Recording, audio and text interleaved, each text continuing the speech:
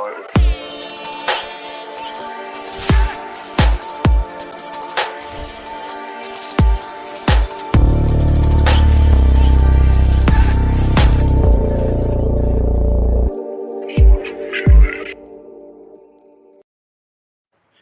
Hello people, it's your boy Spam back again with another show. Honest to God, I'm very late, as you can see. I'm still putting my headphones in. Hopefully you guys can hear me. Let me know in the chat if you can hear me. First things first, we are late. Basically, the audio was not working. As you can see, Aaron is not here. Myself and Aaron, we did say we could do a 30-minute show. So 9 to 9:30. He did have other commitments at 9:30, hence he's not here. So I'm going to continue to do the show and obviously try and break down as much as I possibly can for you lovely people in terms of tactics. If you can't hear me, please let me know, and obviously I'll have to scrap it and redo the show. So obviously let a brother know, help me out, all that good stuff if you can't hear me in the chat. So let me know. Right, okay, anyways, first things first, slap a like on the video, of course, subscribe to the channel. Like I said, I was meant to be doing this with Aaron, but as I've just explained, the audio was not working for both of us. For whatever reason, we just couldn't hear each other. Sammy's in the chat and hearing is great. Thank you, Sammy. You don't understand. We spent the best part of 20 minutes trying to sort this out. So, you know, I wanted to make sure we got a show. Shout out to Aaron first and foremost, obviously, for giving me his time. Like I said, he couldn't do it at 9:20 because he had to go at 9:30. So I just said, listen, it's calm. I'll do it myself. No issues. We will get Aaron on another time. No stress whatsoever. But first and foremost, if you're in the chat, get yourself comfy. Get your questions in. Anything you want to ask about Ragnick, his philosophy, his style of play, that kind of thing. Your boy is going to try his best to cover all those bases. That is the premise of this show. Subscribe if you are new. If you like these kind of videos, please slap a like on the video so your boy knows to do more of these kind of videos. I've tried my best to go a bit out of my comfort zone. I've got a couple of graphics I want to share with you lovely people as well. So basically, I'm going out of my comfort zone here, basically, with content here, because this is not something I normally do, so I appreciate you guys.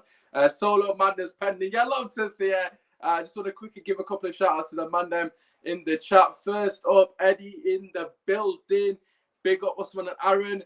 Norma Banter, welcome to the Godfather Gegenpress. Absolutely, bro. Absolutely. United Way, as always, showing love in the chat. Ali saying this is going to be a banger. Appreciate all the love. Latest is greatness. Let the people know. Big up Usman and Aaron. Reloading. We collecting, baby. We collecting. Like I said, Aaron will be back on another time. He did have other commitments. So sadly, he had to leave a bit early. I mean, he had to leave prior to the show. But it is what it is. Wreck it, Ralph. Big up Munzie Talks. Thank you very much. Young Min Solo. The show must go on. Hope you get Aaron next time. Yeah, Aaron will definitely be on next time. Like I said, we're good friends anyway, so it's not a problem. It is what it is, man. Some things are not meant to be, okay? But listen, we'll get into it. We'll get into it. Right, so first things first, I just want to talk about my thoughts regarding Ralf Rangnick. People, get your thoughts down in the chat. Help a brother out. Like I said, I'm preparing with the calls, so it's going to be slightly a bit more difficult. But nevertheless, the show must go on, as Eddie said. First things first, Ralf Rangnick is the new Manchester United manager to the end of the season. So, of course, that means he's an interim. He will be here for the foreseeable future. He's also going to be here for a 2-year consultancy, which basically means he's going to have some say on the future direction of the club, i.e. transfers, i.e. the manager, which, of course, is going to be topic of conversation. We already got this one here. Ten Hag or Poch from Hashim. For me personally, Ten Hag. But again, we will go into that in a later part of this, the show. So yeah, so for me personally, I want to kind of start with sharing my screen. I'm going to share my screen, people. Yes, your boy's upgrading today. Your boy's upgrading. But listen, we're going to start with this clip first and foremost, which is on my Twitter. Hopefully you guys can all see it. Hopefully the audio is not messed up whilst that's loading up. Just keep getting thoughts on. We did play this yesterday on the podcast if you did not check it out there, but of course we will be playing it here again. Hopefully the audio is high pressing, fine. counter-pressing football, I would say fast, proactive, attacking, counter-attacking, counter-pressing, exciting, and above all also an entertaining style of football. Jürgen, like myself, we like to press high. And if you watched yesterday's game against Man City, especially in the first half hour, you could see that Liverpool was trying to press very high with the back four almost on the halfway line. And this is pretty similar to my approach. On the other hand, we are not big fans of square and back passes. The goalkeeper should have the fewest contacts because in every league in the world, the goalkeeper is not the best football player on the pitch. So for that very reason, he should not have the highest amount of contacts. So we do not like back passes to the goalkeeper, and neither do we like square passes. High pressing. Right, okay, so before it plays itself again. So first things first, music to my ears. We do not like square passing and back passing. So in the immediate future, what does this mean for Manchester United Football Club? Well, first and foremost, what it does mean, I can tell you for free, is that players like Scott McTominay only heard no back or side passes. I don't know if that means the audio was messed or not. United way, so please do let me know. But yeah, so what that does mean in the very short future, it means that of course he's not going to be playing certain players. So certain players already are going to be found out. So for me personally, what I think that's really important to take away from that clip, among a lot of other things, is the fact that players like Scott McTominay is going to be a massive issue. I'm very paranoid about the audio because obviously I've had audio issues, but what that means in the very near future is that players like Scott McTominay are really going to suffer. Players like Harry Maguire are going to suffer as well, because them two players in particular tend to go for safe passes. Fred as well is someone that tends to play safe. Wan-Bissaka tends to play safe. So players like that are going to be weeded out, and I think that's very important that we understand the shift in the mindset from the coach now, because under Ole Gunnar Solskjaer, we've kind of gotten used to the approach of very pragmatic, very safe football. And Ralf Rangnick's philosophy, as he just explained in that little show clip there, is the polar opposite, as they call it, the heavy metal football, very similar to Klopp's style of play. So we're going to expect a different sort of aspect of different players' games. So people like Wan-Bissaka, people like McTominay, if they're not delivering a certain brand of football, they're not going to get picked. And I think that's really important to take forward and really understand in terms of the benefits from the new coaching.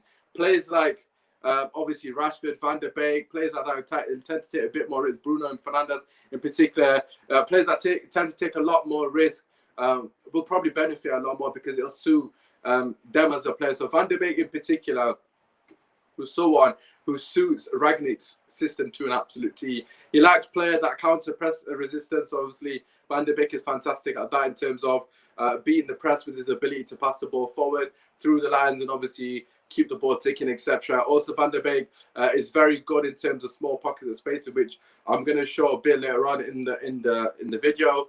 And I think for me personally, his style of football is really going to suit Ragnick in terms of that heavy metal sort of brand of football.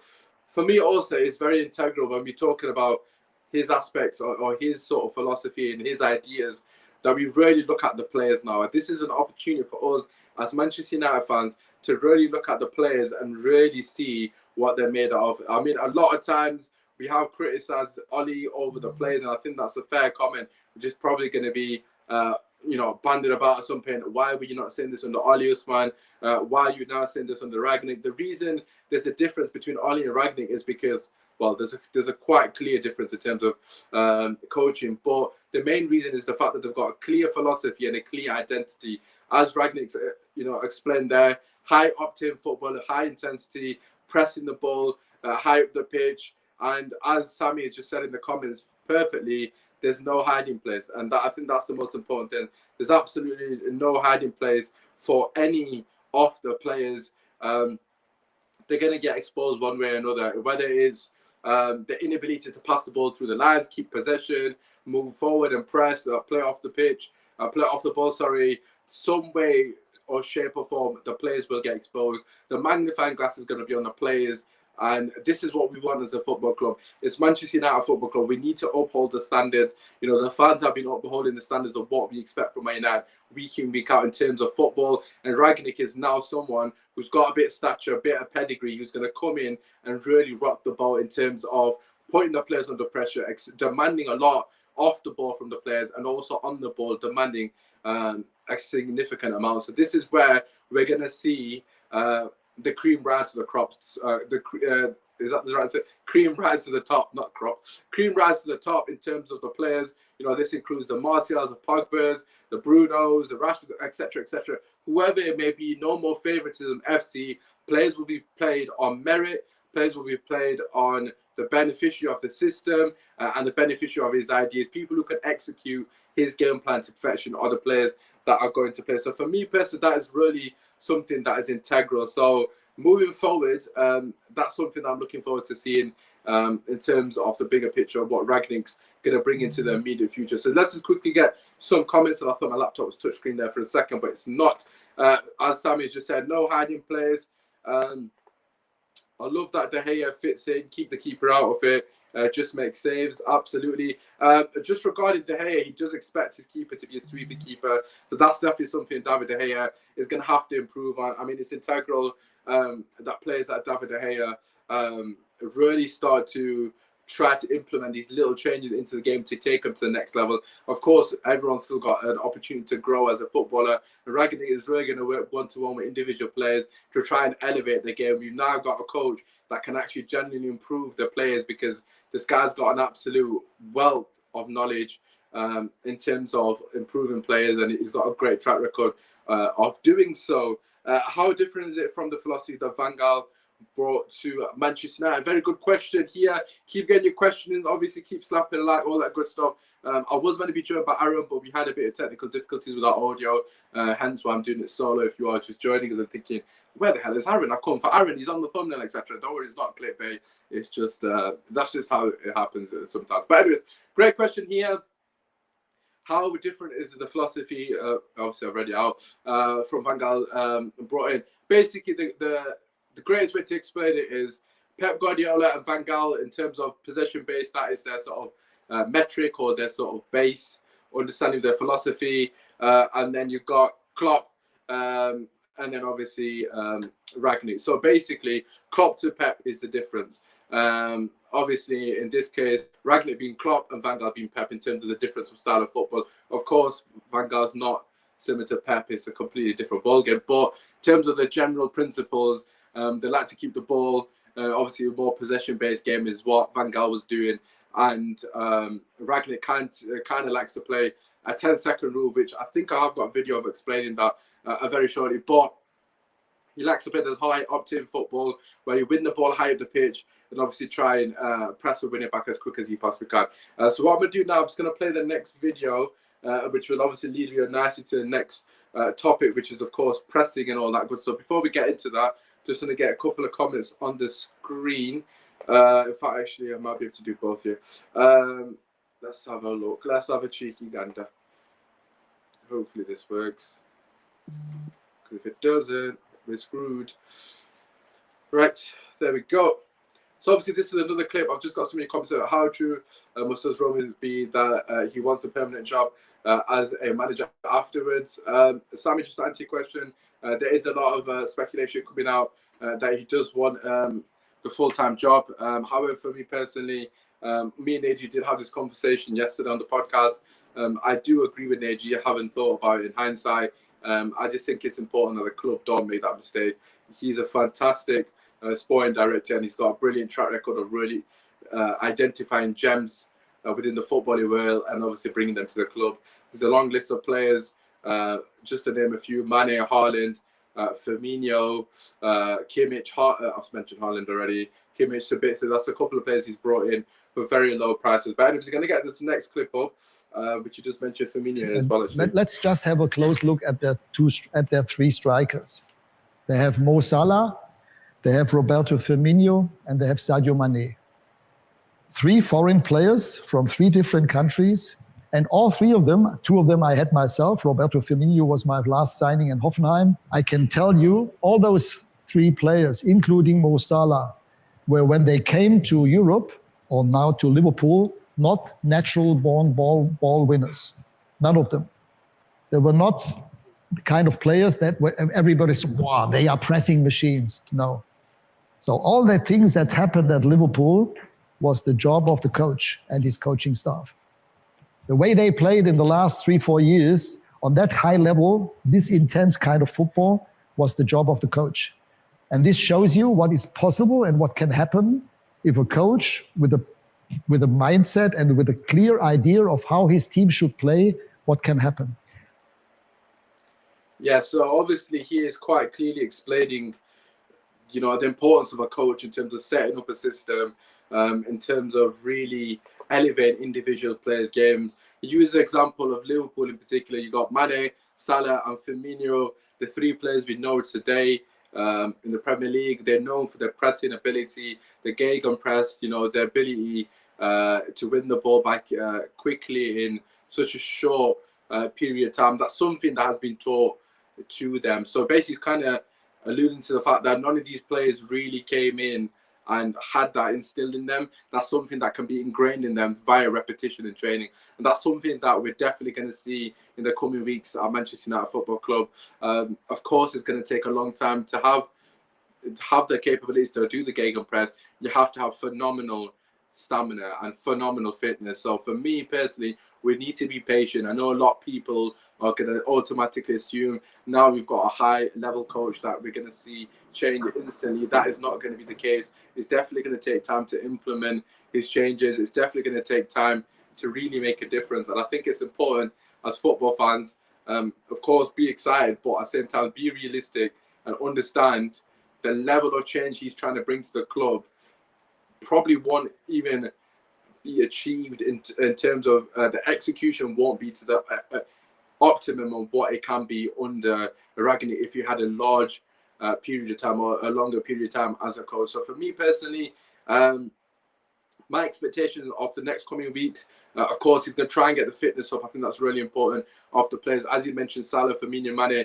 they weren't those players that we know today. They weren't the players that we're pressing. And the one thing you saw with Liverpool for large periods was they were sustaining a lot of injuries, a lot of muscle injuries in particular. A lot of that was down to the fact that the players weren't able to, you know, uphold these high standards of pressing. Is very demanding on the body, very difficult in terms of upholding that level of energy for such a high level of time. You've seen with Liverpool the hunt impacts, etc. So that's important that we need to understand that. Let's just keep getting some comments in. First and foremost, the homie here, all the way from India, Shakar, saying, Rag Monster, come on, United, come on!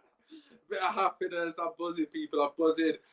Keep getting your comments in. Let me know what you think about what I'm saying. Obviously, if you agree or disagree. No wonder Housen. Let's just get so many people comment. I'm using my laptop, which is on my knees, hence I keep looking down. No wonder Housen doesn't like this guy. Man once said managers are overrated. Absolute myth. Would you say the system mainly works with the younger, more fitter players? How can the senior players benefit? That is a brilliant question, and that does actually lead me on to the next conversation. So thank you very much for that. So the question is kind of alluding to the older players, the likes of the Ronaldo, and potentially the branded lazy players. So Martial and Pogba in particular as two players that I've seen his name be weeded out time and time again by fans, Man United fans, rival fans, etc. People in general, just claiming that them two players and Ronaldo are going to struggle. Because of course, a lot of people talk about Ronaldo in particular, saying he doesn't press. For me personally, right, it's very simple now. We're going to see what people like Ronaldo, Pogba, and Martial are made of. I'll start with Martial and Pogba first. Start with Martial. Martial gets branded as lazy. I mean, there may be a case there. There may be a case. I'm not going to sit here and say there's not a case here, because there potentially could be a case there. But however, the point I want to make is that we are now going to find out if that is true. If it is actually Anthony Martial's too lazy, or it is actually a tactical thing, or they don't want him to press, or whatever it may be.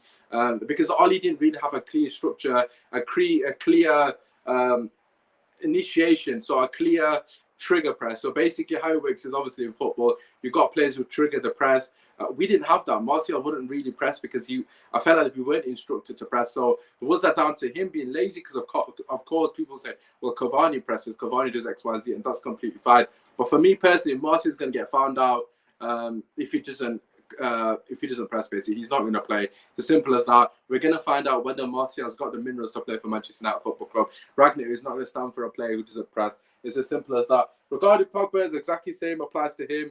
You know, a lot of people kind of ban Pogba as lazy. I think that's something that gets bandied about a lot. For me personally, again, I understand where that sort of comment comes from, but I just want to reiterate the same point. We're going to find out now, because Ragnick is not going to allow for lazy people, because his system does not work.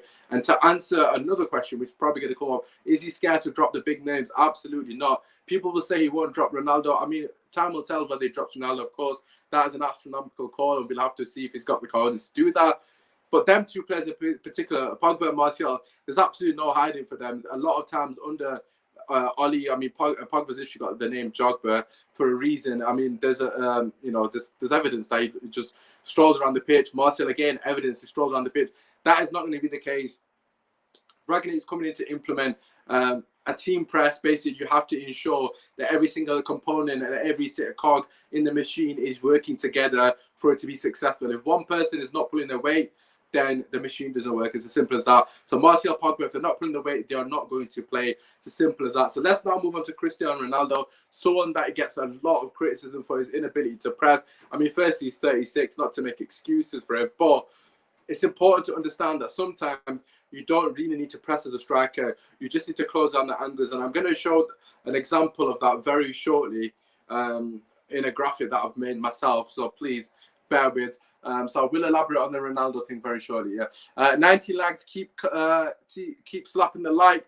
If you are joining us for the first time, please subscribe to the channel. Like I said, this is a new bit of content for me. I don't normally do content like this. If you are liking this content as well, slap a like. That's the only way I know you like this content. Of course, I can do more videos like this. Hopefully, Arrow will be on the next one and the audio is working fine. We want to see full gegenpress from day one. We'll probably slowly ramp up over the course of the rest of the season. Pyramid scheme, I want to see full gegenpress from day one, but I can assure you that is not going to happen.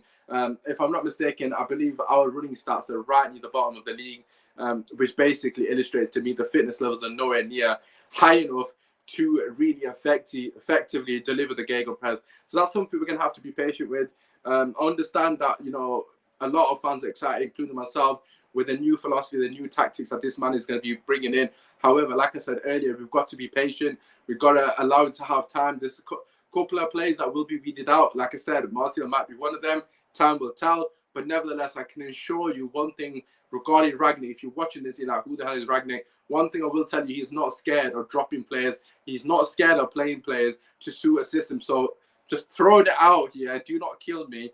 But Jesse Lingard, a dark horse shout for me. Jesse Lingard. Again, I know people think, what the hell are you talking about? This guy's leaving. Probably will be leaving. But Jesse Lingard, do not sleep on Jesse Lingard.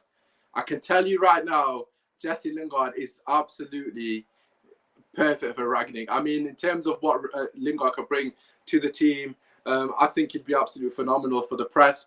I think he'd be sensational. And that's something that we need to look at as well. So obviously we'll get to that very shortly. Looking forward to seeing the development of Ahmad Elanga, Van der Beek and Sancho. Absolutely, my brother. Our medical staff and Oli are guilty of war crimes. Their treatment of Rashford is criminal. Absolutely agree. As United we're saying, please do slap a like if you're joining us for the first time. Get your notification bells and all that good stuff so you don't miss a video. Ahmad's season could be a go. My Starberry, yes, looking forward to that. Show will have to improve. I mean, sure, we're going to get into, like I said, no, let me just get it up now, actually. Listen, I'm just going to quickly caveat this next bit. I've never used this before. So if this is an absolute shit show, please forgive me, yeah? Because I've never used it before, but I want to try and elevate the content for you lovely people. So bear with me. This is the first time I'm using a tactics board, okay? So, yeah. Hopefully you guys can see that. Just let my screen load once to get that up. Lingard could do a job in the system, absolutely.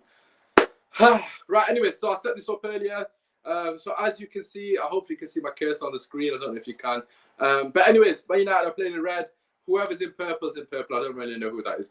As you can see from the system that I put out, 4-2-2 is the formation he tends to play consistently. That's the one formation he has played many a times in his previous tenure at RB Leipzig and Hoffenheim. Although at Hoffenheim, he was kind of playing the 3-5-2 as well.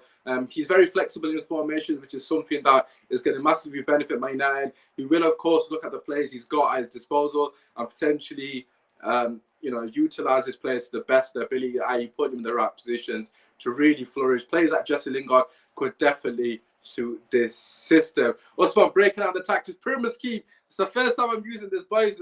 Sorry, I've just got a bit of giddy here. Just watch this. So look at this, boys. Hopefully it works. Right, okay, there we go. Look at that, people. I've got circles. Boys, I'm upgraded. Also, I can also do this, but where are we? I haven't got a mouse. I do apologize. So it's going to take me a while to get used to using a laptop without a mouse. I need to get a mouse and a desk, really, don't I? Fuck it, how slow is this? Right, okay, so obviously I can draw lines as well. Look at that. A little bit of cheeky lines and that running in behind. You'll love to see it. But anyways, like I said, I'm trying to flip and do this on a laptop, so it's unbelievably difficult. I'm not making excuses. Sky's positive. Yeah. Listen, people, I'm trying, all right? I'm trying. But anyways, let's get... in fact, I'll keep the circle there anyways, because I'm going to need that very shortly. Let's just bring the cursor back in here. So as you can see, there are players on the pitch here. Do not... in the system, so Man United are playing in red here as we normally do. Ignore the numbers because I couldn't get the numbers corresponding to the players, so please don't look at the numbers. Please don't look at the numbers and see why is Martial playing here, etc. Why is number 8 playing here? Why is Pogba here? He's injured. Ignore the numbers; they're completely irrelevant. Okay, so it's just giving you a heads up. Anyways, so we've got the back four here, left back here. Of course, it's going to be Luke Shaw. This is just my personal opinion on the system. So we've got Luke Shaw here. For me personally, the two centre backs. Don't be carried away.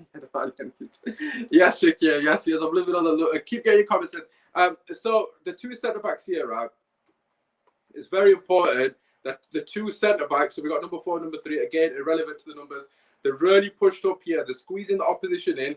This allows us to win the ball high up the pitch. So it's really important that we have players with pace there. So very straightforward. Let's just I'm trying stuff that I've never done before, so please just bear with your brother. So let's just say, for example, the ball's with the goalkeeper, as we can see. If I can get this pen out, that would be fantastic. Oh, look at that. I'm gonna get a mouse for this, I really am. So let's say we got Maguire in here. Right, there we go. Number 9 running in behind. Obviously, this is something that we're going to be susceptible to. The ball played in behind here. I don't know why it's running there. So the ball being played in behind, number 9 running in behind sort of thing, that's going to be an issue for us, okay? So with the way Ralf Rangnick plays and likes to play, the striking opposition team potentially could have a quite easy run in behind here. So it's integral for me personally that the two centre-backs have got pace. So that's why I feel like Maguire is probably not going to get frozen out, but Maguire's going to struggle, okay? So Maguire's really going to struggle to play because that ball in behind is always going to be on when Maguire's on the pitch. Obviously, the opposition are going to be looking to exploit his lack of pace. Also, the fullbacks push further up the pitch. So a width in his formation comes from the fullbacks. It's almost like you're playing a 3-5-2 to an extent. So as you can see, number 11, so in this case, that would be Jadon Sancho, and number 7, in this case, that would be Rashford. They're going to be took very inside field. So this kind of creates a little triangle here. So as we can see from this circle, this is basically what he likes to do. So if we just look at this circle here, so as we can see, we've got one player here from the opposition, number 6, and we've got number 8, number 9, and number 11 in a triangle. Again, another triangle here, number 8, number 11, and number 2. He likes to create triangles on the pitch a lot. That's something that I've noticed. Number 5, number 6, number 7. I know probably isn't the greatest of demonstrations, but I'm trying my best, like I said. The first time using it, obviously, when I get a mouse, hopefully these things will be a lot easier to show. So number 8, number 9, and number 11. Triangle there with the number 6 opposition player there. The reason I put a circle there is because this is something that's a massive pattern in this game. So, for example, number 2 here, which would be Wan-Bissaka in this case here. So we've got, just get the circle out here. So we've got another triangle there. As you can see, oops, don't know what's happened there. Don't know what's happened there. Just delete that. So you got another triangle there. Actually, you know what? We'll just put it there. Right, okay. So on the opposite side of the pitch, again, you can see another triangle there. So basically what I'm saying is he likes to play with these positions. So this is the front, wherever you want to play, the front attacker. So the front six, so to speak, with the back four behind him. Shout out to Nippon. Hopefully you're doing well, my brother. Obviously, I'm good. I couldn't get your show, but as you can see, I had to be here. But yeah, so the front six here, so we've got 3 on the left, 3 on the right, with the fullbacks basically offering another opportunity to create a triangle, okay? So you potentially got 1 triangle, 2 triangles, 3 triangles, and 4, including the fullback. So you potentially got 4 triangles on the pitch. What I mean by triangles is avenues for the players to pass the ball through. So number 6 in this scenario, pass the ball to 7 to 10. Obviously, that allows us to pass through the opposition. A lot of the players are going to be playing in close proximity, moving the ball quickly through the lines. That's something that he instills in his players. It's really important that if you're playing for a Ragnick team, that this is the system. Like I said, he has played other systems, but this is the one that is most likely going to play at Manchester United, because you got Sancho as number 11 here, and you got Rashford number 7, and then number 10 and number 9. Also number 9 here, which in this case would be potentially, in fact, I'll use number 10 just because it's less confusing. So number 10 here will potentially drop into this spot here, which of course would then put us in a 4-2-3-1. So it's very flexible, isn't it? So obviously you got number 9 there. Number 10 would potentially drop into this hole here, which then creates another triangle, obviously. But the number 10 is linking both avenues. So obviously you got 6, 7, and 10 on this side, 8, 11, and 10 on that side. And then obviously number 9 is basically free to link up with anyone. And then that creates another triangle, 10, 9, and 7. I don't know if this makes sense to anyone, but as you can see, there's basically avenues for the players who've got the ball. So let's just put the ball here. So number 6 has got the ball. He's got option 1 to number 10, obviously, and number 9 as well. So you can potentially slip the ball through to number 9 if he wishes to do so. You can obviously pass the ball to number 10, pass the ball to 7. As he said in the first video, he does not like players to pass the ball sideways or square passes, which of course is the same thing, or backwards, sorry, or square passes. So in this scenario, he would not want number 6 to pass the ball back to 4 or number 8. So what has happened there, Mouse? So what we see a lot of at the moment with Fred is 6 to 8. So basically the ball getting passed between these two players here is something that I've seen a lot of under Ali. He's now going to put a system in place where you have the triangles. So we've got number 10, 6, and 7 on this side, and number 8, 10, 11 on this side. So the person on the ball has always got an option to pass forward. So it's very important that the players are following his philosophy and his style of football to an absolute T. Like I said, if they're not delivering what he is wanting from them, he's not going to play them. So for example, let's just use this as an example. So let's just say number 7 stood there. So obviously, as you can see, number 7 is stood behind the opposition number 7, which of course automatically cuts off a passing lane. So they're blocking him off. You're probably going to say, oh, why would they allow us to do that? Number 8 can go and block there. Obviously, number 6 can block number 11 and so forth. So this kind of scenario here, as you can see, so number 7 is coming 7, number 8 is coming 10, number 6 is coming 11. So this is the kind of scenario here that we have seen a lot of under Manchester United Football Club. This is something that we have seen time and time again under Ali. We get into a scenario where the opposition are playing man for man, they're marking our players out the game, and we tend to struggle. We tend to struggle because we don't have 2 players here in the pockets, so number 6 and number 8, mainly McFred, so McTominay and Fred, and those particular players, to play the ball through the lines here. So this is what we mean by playing the ball through the lines. As you can see, 7 and 8, marking their respective players, play the ball through the lines, so 6 to 9. That's why Van der Beek is going to be integral in this system here. Van der Beek has got that ability to pass that ball through the line. Paul Pogba has got that ability to pass the ball through the line. So that's why I'm expecting Ragnick to finally dismiss this McFred pivot, because they're not going to be able to consistently play this pass. So obviously, if the opposition were to line up the way I've just suggested, 7, 8, and 6 covering our players, the ball then gets played to Ronaldo. Then what you will see is number 11 making his run in here. Ronaldo will pop the ball back to Bruno Fernandes in the 10. Here again, I do apologize, it's the first time I'm using this system. Number 10, and then the ball will then get played to number 11. Okay, so as you can see, it's another triangle form, so it's important. So we'll just bring the ball back here to number 6. Obviously, if we can just illustrate that one more time. So we've got number 11 here. As you can see, just a hypothetical. If they were to get marked out the game, how do we bypass that? Well, Ragnick's system always has somebody available because everyone is in such close proximity. It's difficult for the opposition to mark. Again, you're going to say, well, why can't the number 3 come and mark here? Let's just say they're a bit tighter marked, okay, for example.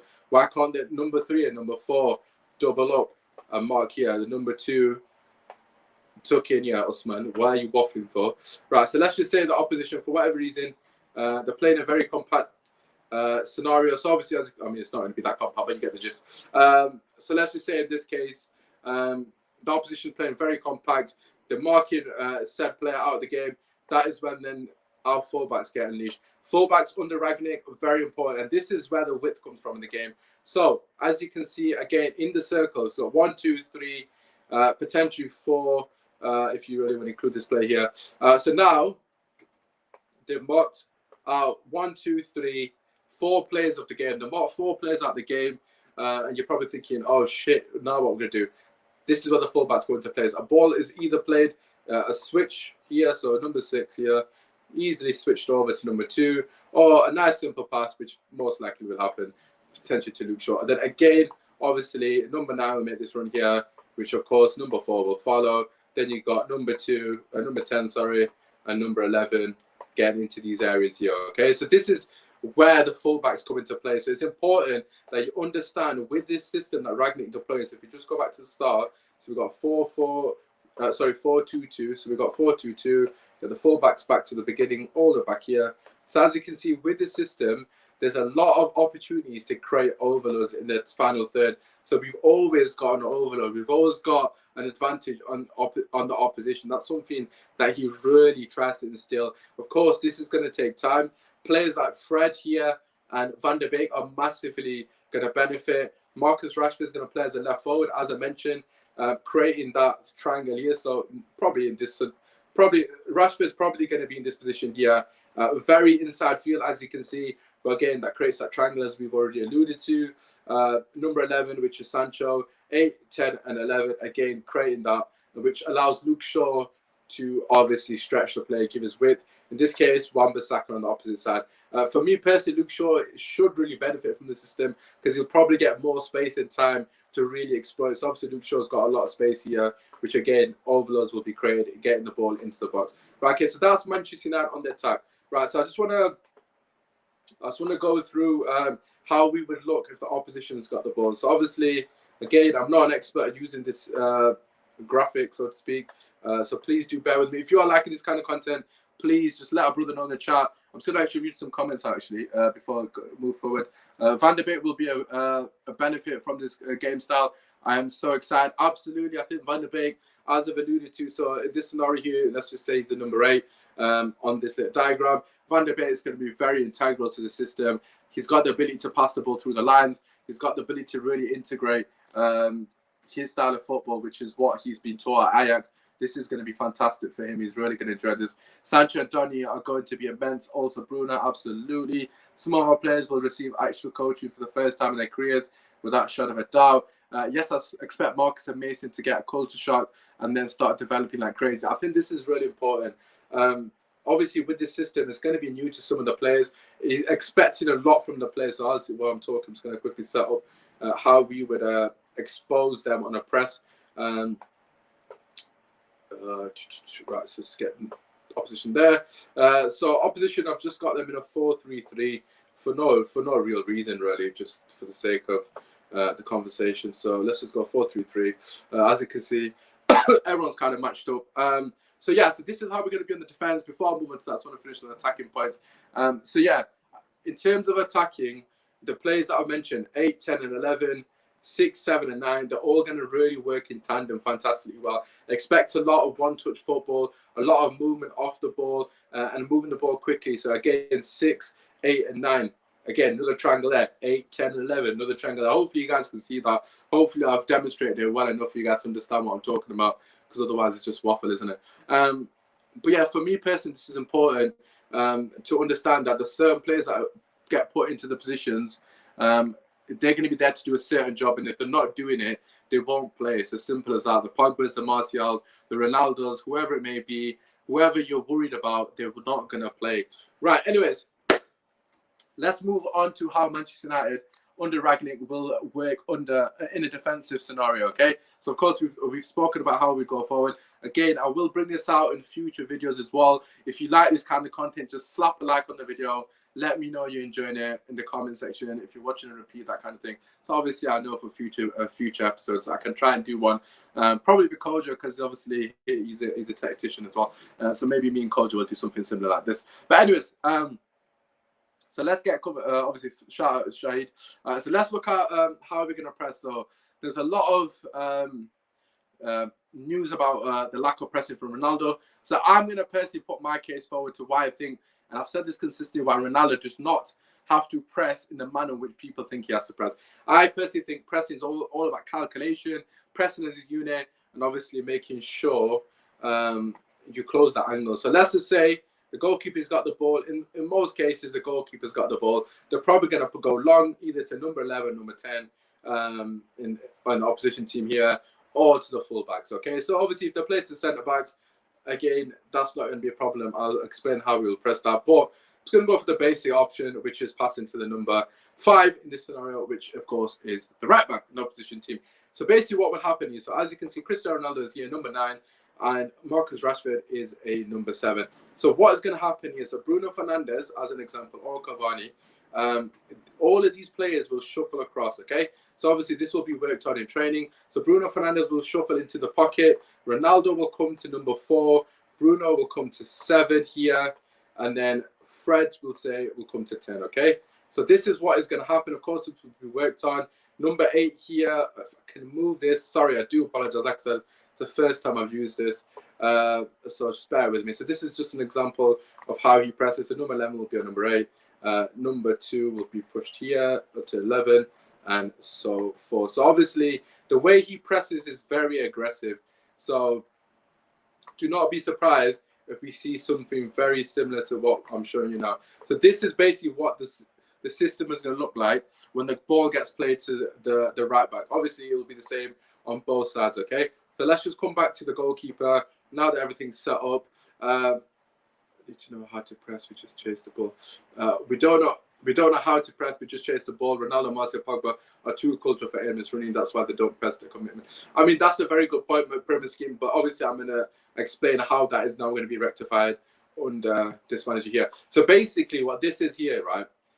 Prior to this sort of me showing you this is called setting traps, okay? So when you're pressing as a unit, every single team, you see with Liverpool, you see with Man City, you see with the Barcelona previous years, every team that presses efficiently sets traps to give opposition a free pass. So in this case, it would be the number 5. Obviously, you'll probably say the pass to 3 and 2.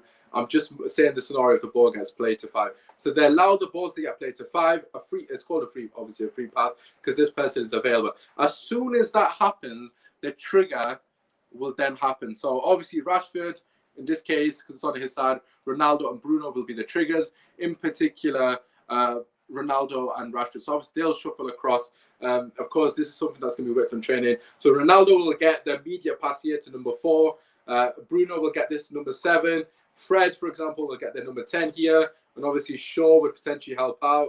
So we've got 2 options here. But then again, they can pass the ball in behind. So it needs to be careful there. And then number 7, which for the demonstration, is Marcus Rashford. So Marcus Rashford will then initiate the press here. So as you can see in this scenario, so let's just get the circles up, you lovely people. Let's just go there. Hopefully that covers everyone. So we've got 1, 2, 3, 4 opposition players and 4 of our players. So I have made a slight mistake here. I do apologize. So number 11 just needs to be in here as well. There we go. Right, okay. So always when Manchester United will press under Ragnick, it's always a 5v4 scenario. So in this case here, Marcus Rashford would be here. So as you can see in the circle, we've got 5 red shirts to 4 opposition shirts. That is how Manchester United will press under Ragnick. They will always go 5v4. What that means is, of course, we have created the overload. We're going to force the ball to then either get played here or they're going to try and switch it. Of course, the switch will be the most ideal scenario, but that pass hopefully should be blocked by Marcus Rashford here. Obviously, applying pressure. It's important that when you're pressing with intensity, not a half-arse press. So let's just run that back. So let's say Ratchet half-arse passes here, and he doesn't do his due diligence, and he doesn't put in, he doesn't put in the necessary effort, then of course the switcher is going to be on, isn't it? Then they will just switch to play, and then we're exposed. We've got 4 against 2 potentially, and the players will have to shuffle across quickly. So that's why it's important that this is worked in training. So you give them a free pass, and then obviously you pounce as soon as you possibly can. So it's important that every single player is shifting their weight and obviously doing it properly. Intensity is very integral in the press. It's important. So let's just show you from the other scenario. So let's just go here. So the ball obviously gets played here to that. So in this case, the free pass would be the number 2, let's just say. So let's just move Bruno Fernandes over here. Let's go to number 8. And then Ronaldo, number 9, on the number 3. And then you'd push the number 8 over here onto number 6. And then number 11 in this case, which would be Jadon Sancho. He would then be the initiator. So if they press the ball to number 2, Jadon Sancho will then be the guy to initiate the press. You've got 3 people covering. So you've got Ronaldo covering, or Bruno covering the 8, Ronaldo covering the 3, but let's just say Van de Beek for argument's sake, covering the number 6, and then Wan-Bissaka hopefully covering, and then obviously you've got Fred and Sancho here tucking in as well. So obviously there's not a gaping hole in the middle of the park. So it's important that we understand that each player here, so we've got 9, 10, 8, 11, each player, I'm actually happy that there's no names on the players. So whoever that player is, they have to be on job. They have to be on job, because if they're not, so let's just pull it back. So let's say Sancho, right, number 11 here. Ronaldo presses to number 3 quickly. Bruno presses to number 8, and then Van de Beek presses. But Sancho's very laboredly just walking about. I mean, not walking about. It's not the intensity that it needs to be to close down the player. It won't work. Again, the switch would be on potentially, or the play into number 11 would be on, which number 2 can then overlap, and obviously number 6 can underlap as well potentially. So then we would be screwed basically if they were to beat the press. So it's important that Sancho comes in here as quick as he possibly can. Like I said, then we've got 1, 2, 3, 4, 5 within the vicinity. So in this case here, we've got 4 against 4. Of course, another player would potentially come in here. So number 6, potentially to obviously increase the numbers in Man United's favour. The Ronaldo factor, okay? So this is the thing that I've been talking about. So as you can see, Ronaldo, so number 9 here, obviously I know that's not his number, that's Martial's number, but again, for anyone who's just joining us, ignore the numbers. Yeah, so Ronaldo doesn't actually have to do a lot of running. Potentially he can run to the goalkeeper. Yes, that is obviously a viable option. So if Ronaldo runs to the goalkeeper as a trigger, then obviously the ball will get played to 5, and then you'd have to run to number 4, wouldn't he? Again, that probably wouldn't work. It'd be interesting to see how we approach it. But for me personally, I don't see... I mean, obviously, there will be cases where Ronaldo is pressing the goalkeeper. However, I think we're going to offer them something known as a free pass. As you can see, number 5 is the only person who's available. Okay, so number 5, free pass. It gives them the false sense of security, thinking we've got a free pass. As soon as that ball gets played, the Manchester United players under Ragnick will know. So Ronaldo doesn't actually have to press that much. He just has to run in between the centre back. So he just needs to get across here to close his man. Then number 7 will have to obviously get across. It's almost like everyone's just covering each other. So obviously in this case, Fred will go over to number 7.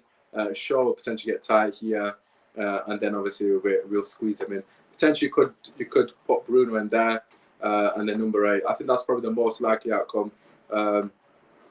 Basically squeezing them as much as they can. So like I said, they got a free pass. As soon as the ball gets played, that's the trigger point. All the players know that we then need to shift over to the opposite side. Again, if the ball gets played to number 2, Cristiano Ronaldo, everyone's talking about he doesn't press enough. He just has to cover this ground here. And people will say that's not really pressing. Pressing isn't about running head first like a headless chicken. It's about being organized. So Ronaldo only really needs to cover this ground here because he's covering the option back to this play here. Obviously, number 8 will come in front of number 8 here. Number 11 would then initiate the press here. Bruno Fernandes will come across, and so forth. So hopefully that explains the Ronaldo scenario. Again, I know it's probably not the clearest potentially because obviously it's my first time using it. But this is something how Man United will obviously initiate presses under the new manager and hopefully dispel the myth that Ronaldo can't press. Because as I've quite clearly demonstrated, Ronaldo doesn't have to cover that much ground. He doesn't need to be I mean, he needs to cover ground, don't get me wrong, because obviously otherwise he won't be playing. And Cavani will definitely benefit from the system. But the point is, if he needs to press with intelligence and IQ, and I think that's something he could quite easily do. I don't think it'll be an issue. Actually, before I do, I've missed out something. I've missed out one little factor because, again, this is something that Ragnick does a lot on. Sorry, let me just bring it back up. We like tacticals. Pyramid Ski, thank you. If you are liking this content, as I've already said, please just keep showing me the love in the comments. It's a bit out of comfort zone, I'm not going to lie. But obviously, I'm trying to elevate the content, so to speak. But yeah, so one thing I have forgotten actually to mention. So Cristiano Ronaldo here. So let's just move there, number 8. I've just, in case you can't see the purpose of playing the 4-2-3, just for argument's sake. So as you can see, in this scenario here, the number 9 sometimes will swap with the 8. So let's go here. So this is another case. This is another scenario. So even the 9, which is Ronaldo, might not even move that much. So we'd actually get a full press, which would mean the player on this side, which is Marcus Rashford, in my personal opinion, would come across and cover as well. So you're probably thinking, why would Rashford come over there to squeeze him in here? The reason being is, so as you can see here, number 11 and number 8, yeah, so they're 2v1, okay? So number 2 hasn't really got an option. He potentially goes back or goes down the line, hopefully. But if Wan-Bissaka is aggressive, he wins that ball, which will have to be the case under Ragnick, because he likes his players to win the ball back as quickly as possible. So you've got a 2v1 here, number 11 and number 8 v number 2. If you win the ball high, then you've then got an ability to pass the ball to Ronaldo, who's through on goal, basically. That's something that Ragnick does a lot of. Ragnick's football under RB Leipzig in particular, 60% of the goals were scored. So let me just get the circle out again. Oh, I got square. Let's have a look. Let me try this. Oh, boys, look at this. So yeah, so Ragnick's goals at Leipzig were scored in this area here. 60% of RB Leipzig's goals were scored in this area. And you're probably thinking, what the hell does that mean? So what that means is they aggressively press number 11, number 8 in this scenario, press 2v1 to ensure that obviously there's an overload on the press. They always look for overloads. It's very important in Ragnick's press, the Gegenpress as they call it. It's very important that we look for overloads.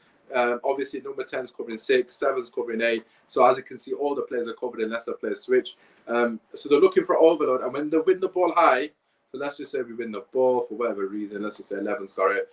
Number 8 would then run down here. And then obviously number 3 is in a sticky position.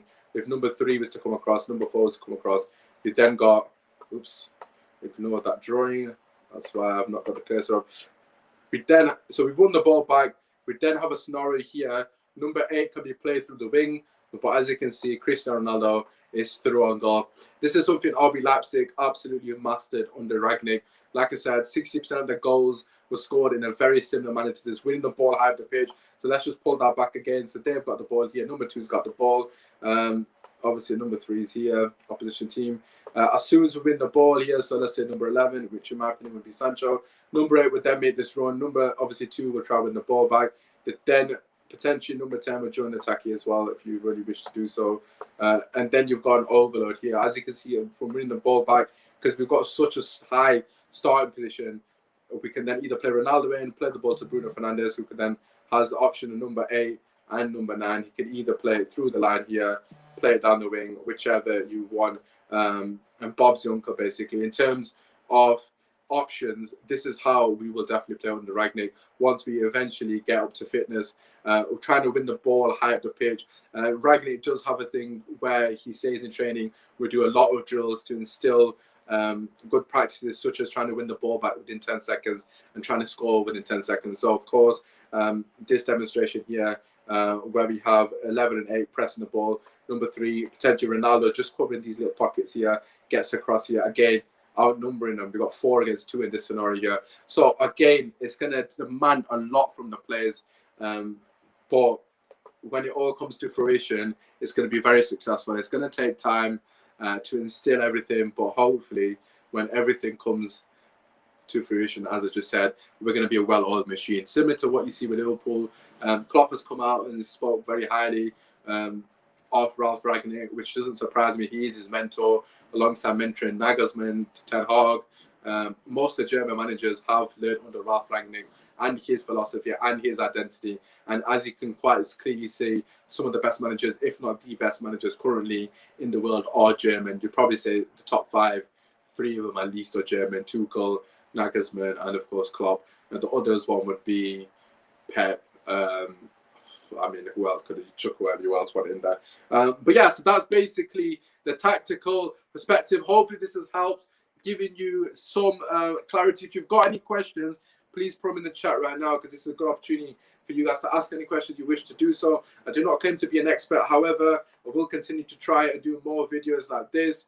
Hopefully this is something you guys have enjoyed. Hopefully you've learned something. Hopefully you've got a better understanding of what to expect under Ragnick. Like I said, it will take time to implement his style of football, but once it is implemented, it's going to be absolutely beautiful. Just have a bit of faith, have a bit of patience.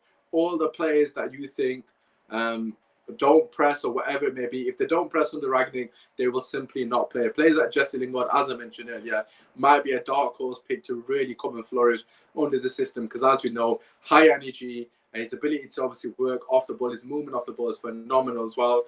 So I think Lingard could definitely be a very good player in the system. But it's exciting.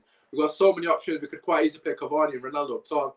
As the demonstration demonstrated, Ronaldo doesn't actually have to run as much as people think. Of course, there will be a lot of running from his perspective, the 36-year-old.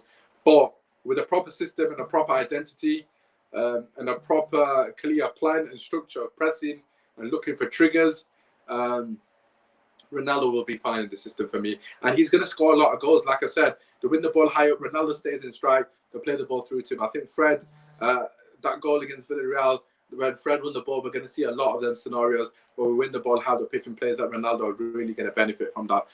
Let's just get a couple of comments in. We have the lowest pressing stats in the league. Yes, absolutely. This is something that has to be rectified, and it will do in due time. We like the tacticals. We did say that I did put on the screen here, but obviously I gotta put it up again. Thank you very much, Pyramid. I appreciate that. See some good visuals, Aid. Thank you very much. I've put the screen already. Eddie, question from him. Keep getting questions in. Obviously, I'm going to finish in a couple of minutes, maybe 3 to 4 minutes. If you've got any questions and you're still watching, get them in the chat right now. This is the perfect opportunity for you to do so. If you watch this on repeat, which is completely fine, get your questions in down below. If you've missed anything and you're just tuning in, please watch this episode back on repeat, because of course I've got into a lot of detail on explaining the system in attack and defensive scenarios. So obviously I'm gonna try and get a mouse so it's a bit clearer when I'm drawing the things and whatnot. But anyways, pardon me if you answered earlier, but don't you think there will be a manager bounce when we smash Arsenal? I have not answered that earlier. So great question, Eddie. Man says smash Arsenal. I love the confidence. First things first, I hope there's a manager bounce. We really need those 3 points against Arsenal. I think it's really important that we get off to a good start. I do think it's going to take time, as I've alluded to on numerous occasions. It is going to take time for us to really demonstrate what Ragnick is wanting to do. He's going to have to experiment with players and see what they're capable of. Hopefully, he's done a bit of research on the players prior to his arrival, which will help weed out the players that are potentially not capable of delivering, you know, a high-octane style of football, which is what he's trying to do. But yeah, to answer your question, I mean, it's hard to really say because, like I said, it's going to take time for him to implement his system. This isn't an excuse, but hopefully that manager bounce is there in time. I do think we're going to see a lot more patterns of play. He has got a couple of training sessions, as I've shown on the demonstrations. There's going to be a lot of triangles on the pitch, obviously, as I've shown with the circles part. There's going to be a lot of opportunities for players to play the ball to their own teammates, and obviously keep the ball ticking, basically. Keep the ball moving. That's why Van der Beek is so important. Someone to pass the ball through the line. Just got a super chat from Gunshi. Wow. Okay, thank you very much, Gunshi, man. I really do appreciate it, my guy. Good analysis, man. I can't wait for Ragnick to get started sorting out our squad. We have some very good players, but they need direction. Absolutely. And that's what the explanation is all about, how he's going to come and give his direction when on the ball and when off the ball. I think it's really important that we understand the 4-2-2 with the players we've got at our disposal are really going to benefit. They're going to have more options with the triangles, as I've already mentioned. That's something that we're going to see a lot of, and they're going to have a lot more variations on our attack. So it's going to be very difficult for opposition to really you know, sort of counteract that. Like and subscribe. But yeah, just shout out Guncho. I don't know if I said it properly, but thank you very much for the donation, man. You don't have to donate to comment on you, but I really do appreciate any support. Yeah, so thank you very much, man. You're absolute legend of a mod on the Flying Pigs. Good to see some of the people coming from Flying Pig, man. I appreciate you guys a lot. What does the appointment mean for the upcoming youth players? Good question here. He has got a fairly decent track record of bringing youth players through. Like I said, he's not scared of dropping the big names to really play players that will benefit his system. I think that's very integral for the likes of Ragnick. I think it's important for him as a manager. He sticks to what he believes in, which is playing the players that he thinks will best suit his players. So if that means the likes of Ahmed Diallo gets a chance because he thinks he's capable of flourishing in the system, he might get a chance. Mason Greenwood's definitely someone that's going to benefit because he's probably going to play in the two, like I said, 4-2-2, which means two attackers. Greenwood's really going to benefit. So in terms of youngsters, there's definitely an opportunity for them to really flourish and learn. It's important that youngsters and the coaches, anyone who's there, are sponges and they're really trying to benefit from this time here. Your predicted lineup for the Ralphie Baby's first game. So obviously with the system that we've deployed, my back four, in fact, actually, see if I can get it back up. I have turned my laptop off, but let's see if I can just get it back up. So obviously it'd be better the graphics. So come back to this one pyramid scheme, my guy. Just give me a sec. Keep getting your comments in. So as you get away saying, please drop a like on the video and subscribe. I was going to do this with Eddie and Eddie, man. We need to do this, to be fair. I was going to do this with my boy Aaron, but as you can see, he's not here. He had to leave because there was technical difficulties. I'm just going to quickly get back. I'm just going to quickly try and get the graphic back up so then I can go through the lineup properly. Let's have a look. Let's have a look. Uno momento, people. Uno momento. Probably should not turn my laptop off. That would have helped. Right, just give me a sec. I'm just going to share my screen now. Whilst I'm doing that, just get your predicted lineups out. Who do you guys want to see first? I think I've got it here, actually. It's a bit quicker than laptop's normally right slow, but it's actually been quite quick today, which is very helpful. So just to answer this question here from Pyramid Scheme, who would you like to see? Okay, so I'm just going to remove all the boxes quickly. I'm just going to put everyone back into the normal position. So we've got number 6 and number 8 here. Okay. What have you guys made of the graphics? Obviously, it's the first time I ever used it. I literally found it like 5 minutes prior to the stream. So obviously, ignore me. So let's put him there.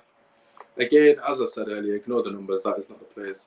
That does not correspond to the actual players' words or shirt numbers. But anyways, so we have got, this is who I would go for.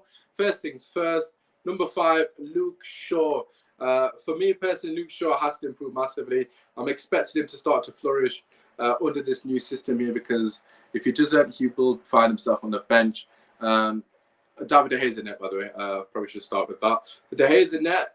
This area here, as you can see, sweeper keeper. De Gea is going to have to up his levels of sweeper keeping, because under this system, we play a very high line, as you can quite clearly see. Centre backs for me has to be Bayu and Varane. Number 4, number 3 has to be Varane and Bayu to really reap the benefits of this system. We need pace. Recovery pace is important. Lindelof definitely can play here, so Varane's a given. Lindelof can definitely play because he's got the capabilities to pick a pass out. There's no denying that. However, for me, I would go Bayu if he can stay fit. Right wing back, this is where it gets interesting. For me personally, it will be Wan-Bissaka for the first game. However, Delo has definitely got a chance here because, as I mentioned earlier, when we are attacking, the fullbacks really need to offer a lot of width in this formation. Not only is the fitness levels need to be top-notch, but they need to be able to provide something going forward. So that's really integral. Midfield 2, Fred, Van der Beek. Without a shadow of a doubt, as I mentioned earlier, Van der Beek is going to be absolutely pivotal in this system. Not only has he got ability to play the ball through the lines, but he's also got the ability to keep the ball ticking, move the ball quickly. Everything that is basically Ralf Rangnick in his system, that is what Van der Beek will instill. Right attacking mid, Jadon Sancho. For me, is going to be the star boy. Wait until Sancho cooks. I'm excited for that. Left is going to be Rashford. Again, there's many options. Martial can play here. Pogba can play here. Greenwood, etc., etc. There's a lot of options. 10 and 9, Ronaldo up top. and Bruno Fernandes. So Bruno Fernandes potentially in the number 10 role here in the 4-2-3-1. The formation is going to be very flexible under Ragnick and fluid, so it's important that we bear that in mind. The flexibility of the formation is something that he really emphasizes on. He really likes to mix it up, so that's something important. And Ronaldo in the number 9. That is my personal lineup. Obviously, get yours in the chat. I will put them on the screen very shortly. But yeah, that would be my lineup. Hopefully that is cleared out any queries you've got. So let's get the last bit of questions up before I wrap up. Keep slapping the like, people. I don't know how many likes we have, but please let me know in the chat. Gunchy, big up to you, mate. That is well said. I can't wait to see 100%. Let's have a look. Keep getting constant. I want to see Zidane, Iqbal, Mejri, Elanga, and Shota Ahmad. I mean, you want to see a lot there. Right, okay. Let's have a look. Has Man United website or Twitter announced Ralf yet? Media has said it, but imagine the Glazers fuck this up. Bro, Eddie, I don't even want to put that into. I don't know what I'm putting up. I don't even want to speak that into existence. David De Gea, Wan-Bissaka, Varane, Bailly, Shaw, Pogba, Dani, Bruno, Martial, Rashford, Ronaldo. Basically, same lineup as. Oh no, Pogba and Varane unfit, by the way. Just FYI, I don't know what lineup this is. He's gone for Donny, Pogba, and Bruno midfield. I don't agree with that personally, but that's just me. But anyways, yeah. So just to clarify, to answer your question, Varane won't be playing. It'll be Lindelof this week because obviously they're not available. De Gea, Wan-Bissaka, Bailly, Varane, Telles, Matic, Van der Beek, Bruno, Sancho, Rashford, Greenwood definitely could work. Imagine Ronaldo being dropped because of lack of legs. That'd be very interesting, wouldn't it? Damn, Bruno, Ronaldo, and Wan-Bissaka still get in. When will it end, Robbie? And the end is near, Gunchy, don't worry. 26 likes. Thank you, Eddie, for letting me know. Let's try and get to 30. If you haven't dropped a like, it's completely free. I really appreciate it. United Way saying attack. And that leads us to the end of the show. I just want to say a massive thank you to every single one of you that has been in the comment section. Like I said, this is me somewhat out of my comfort zone because it's a different kind of video for me. So hopefully you guys have enjoyed it. Please do drop a like on the video if you're watching this on repeat. Subscribe to the channel if you're new to the channel. Shout out to Gunchy, shout out to Eddie, shout out to United Way, shout out to Pyramid Scheme in the chat. Let's see if there's anybody else still in the chat. I don't know, I can't see your names. But shout out to everyone that's commented during the show. Hopefully you guys have enjoyed it. Scott doesn't get on the bus for me. Last one from Pyramid Scheme. David De Gea, Bailly, Lindelof, Shaw, Sancho, Rashford, Van der Beek, Fred, Bruno, Mason, Cavani. I think that's fairly realistic, Pyramid Scheme. But listen, there's a lot to discuss. We will see in the coming weeks what the gaffer will do. But nevertheless, options, attacking football, and finally an identity. So Manchester United Football Club are well and truly in good hands. I hope you enjoyed the video. Ralf Rangnick, Tactics Explained by your boy Osman. It's been your boy. Catch you guys very short, if not tomorrow, on Sunday for the watch along. But apart from that, peace.